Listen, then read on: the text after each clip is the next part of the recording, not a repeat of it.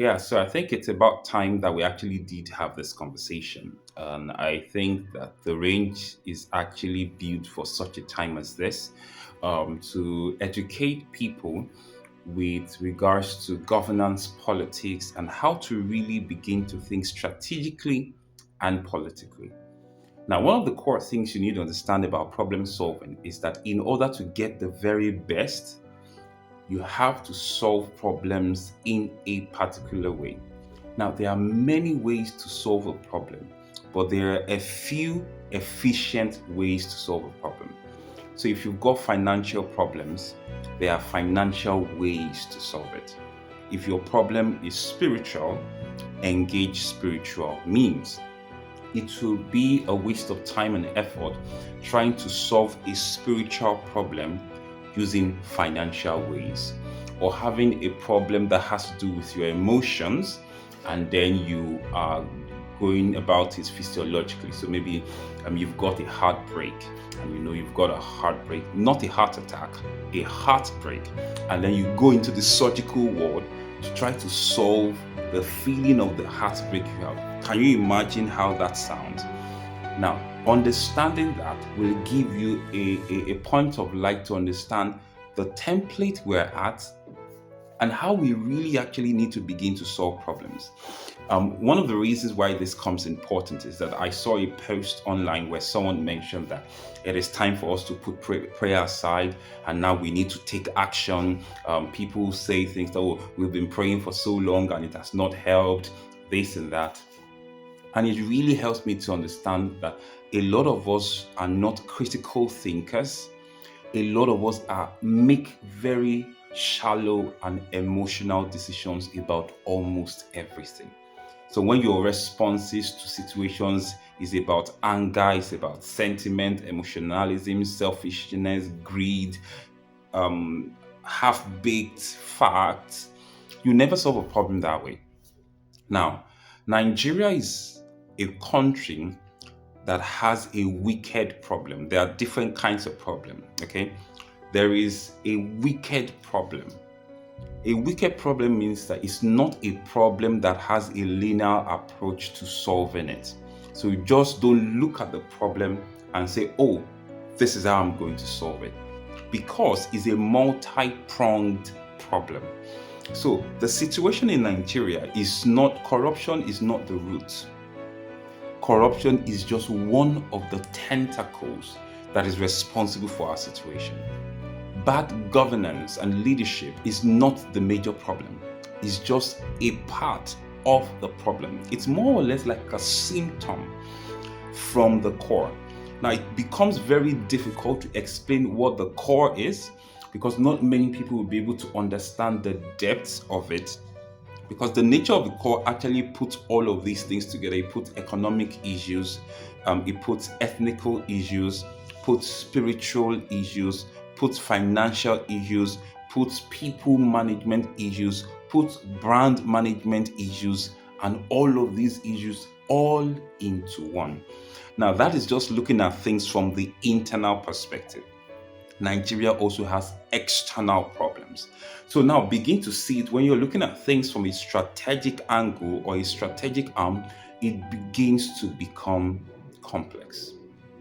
But now, I want to point out that some of the things we do, especially since we're trying to take this as a political problem, if this was truly a political problem, how would you go about solving it? It means that if certainly it was a political problem, the best manner of approach to solving it would be through political means. Now, you need to understand that what is the core of political problems? The core of political problems have to do with certain things. The law that governs the land, the policies that enable life, okay? The state of the people, trade, economy, and then the unilateral or the multilateral form of connection across different people in different environments.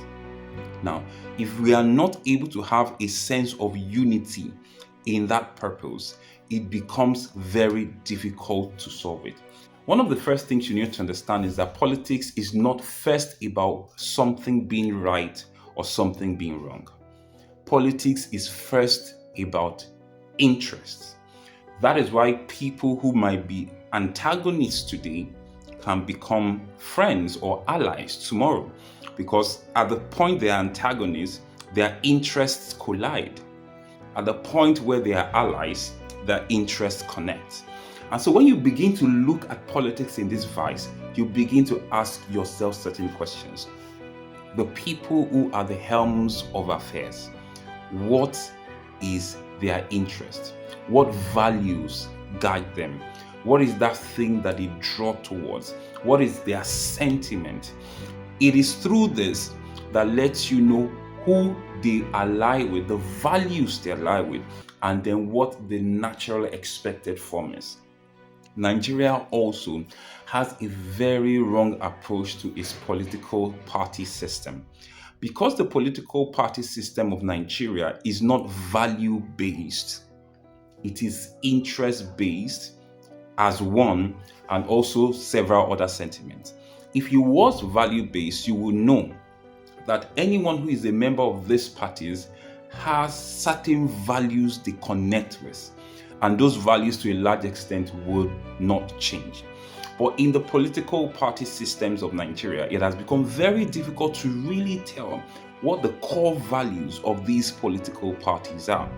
It's one of the reasons why someone can move from PDP to APC in a 4-year calendar.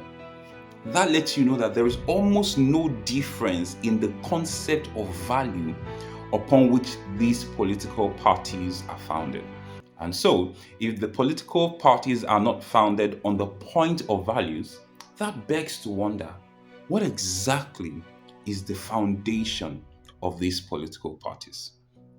If you cannot tell the difference between an APC or an LP or a PDP by face value, based off of their propaganda, their ethics, their attitude, sense of integrity or absence of it, then what we are doing in Nigeria is really not politics.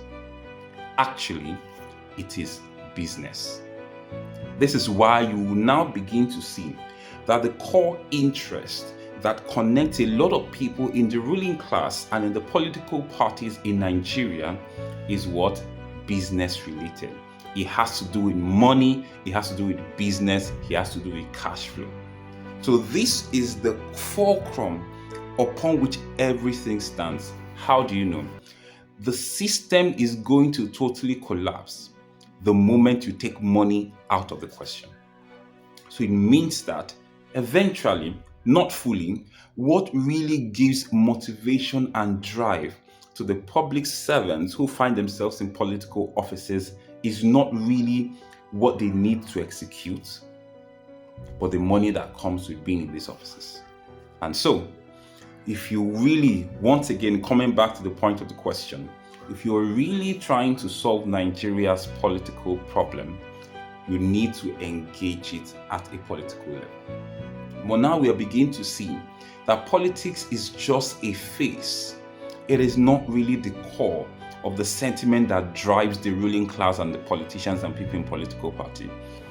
That lets you now understand that what was the core of the creation of Nigeria. So when you understand how Nigeria was created in its sense, Nigeria was created as a business opportunity.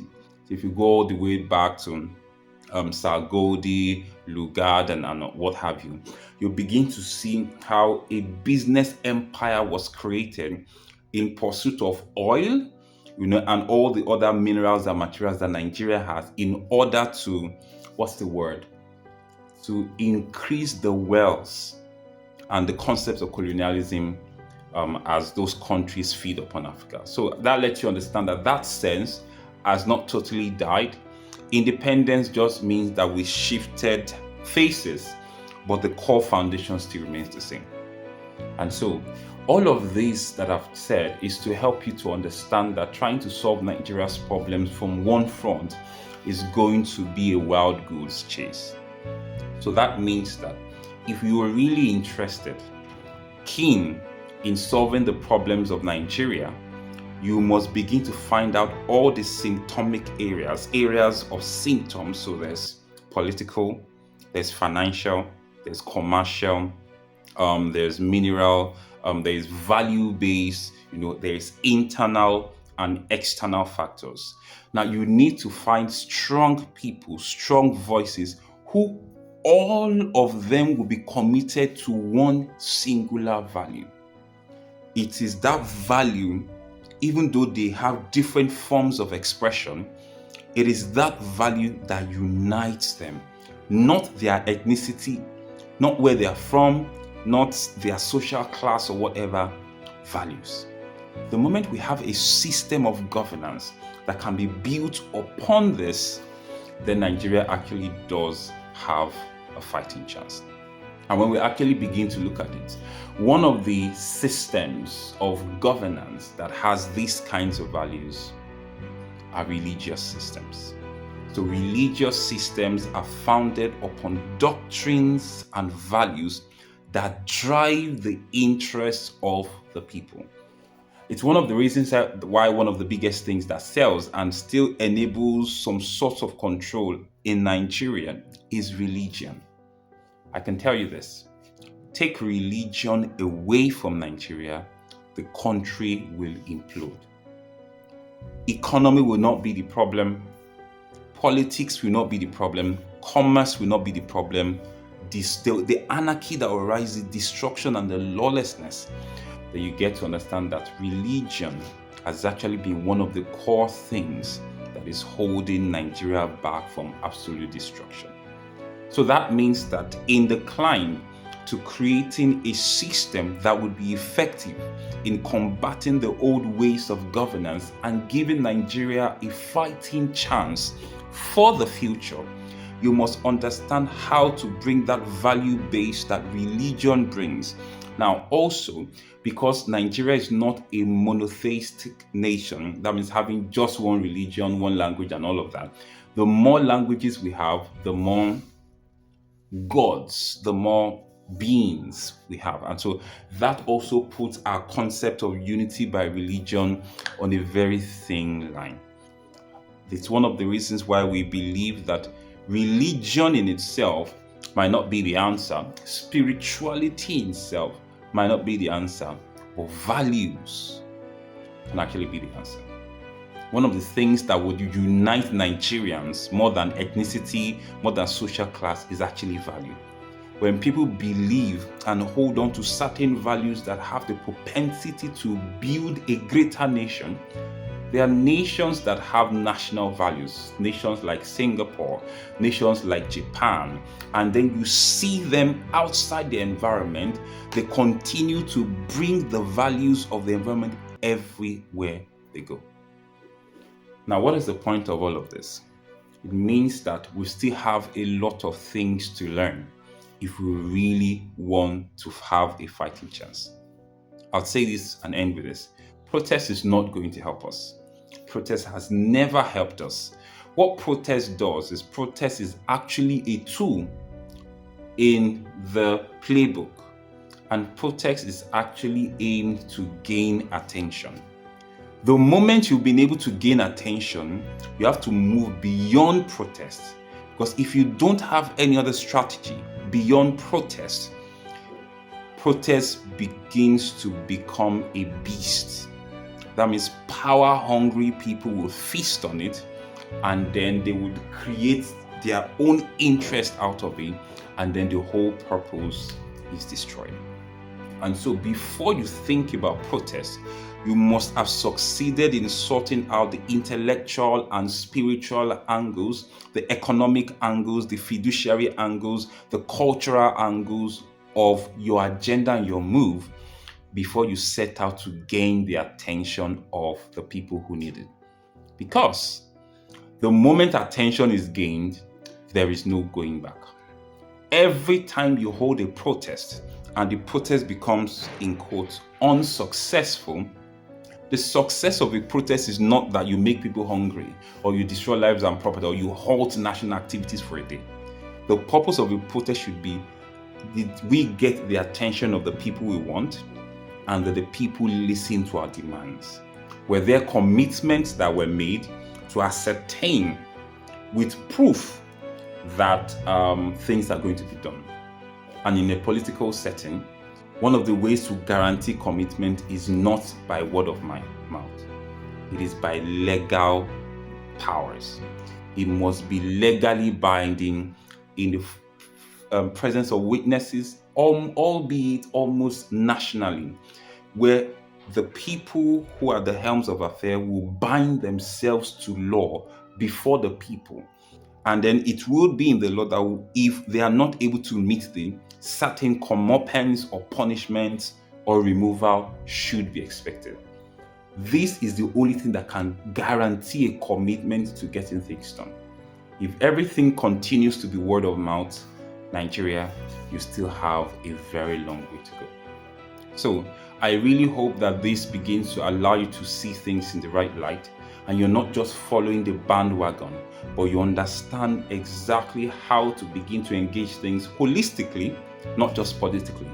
Because even though, yes, Nigeria is at the precipice of something great, we can destroy that greatness with our lack of proper implementation processes towards the sustainability of a great nation. I wish Nigeria all the best, and I really believe that there will be a class that will rise in Nigeria that have everything it takes to be strong, to be brave, to be resourceful, to be powerful, to contend and engage with the systems that be bringing solutions that everyone will see that they've got the better options that is in the interest of the people. The current government is not in the interest of the people. They're in the interest of their pockets and in the interest of their taskmasters. The Bible says, and I end with this, it was a blessing that was given to Esau. It said that you would be the servant of your brothers. But until the time comes when you grow restless, that is when you would break the shackles from off of your neck. Nigeria is at that point of growing restless. But restlessness alone will not help us. We need power with that restlessness. And that power must be transmitted into political power, economical power, cultural power, spiritual power, financial power, every form of power that guarantees that we actually do have a fighting chance in this time. With all this said, God bless the Federal Republic of Nigeria.